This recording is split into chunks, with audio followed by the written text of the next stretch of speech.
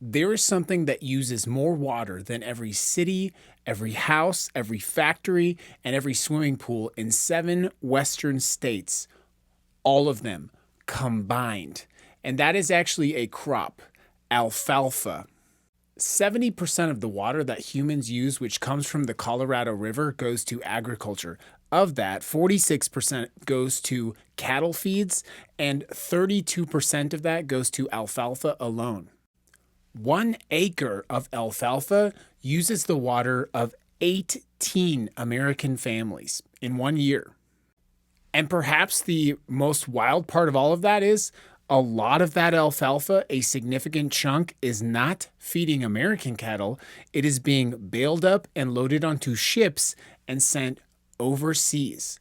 The water that is in already tight supply from the Colorado River in the west is watering alfalfa, which is being shipped overseas to countries. And some of those countries do that because alfalfa is too water consumptive to produce in their own country. One estimate alone shows that California alone ships 100 billion gallons of water every year in the form of alfalfa. How did we get here?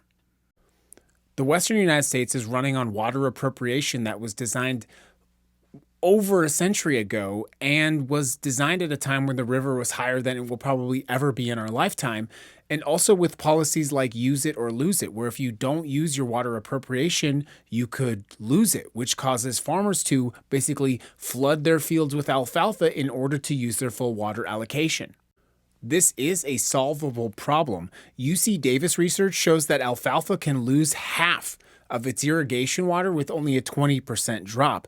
By the way, there are crops that can replace alfalfa with half of the water. Things like forage sorghum, teff grass, and Kansas State ran dairy trials replacing alfalfa with teff and saw no drop in milk production. None. This is a problem that can be solved.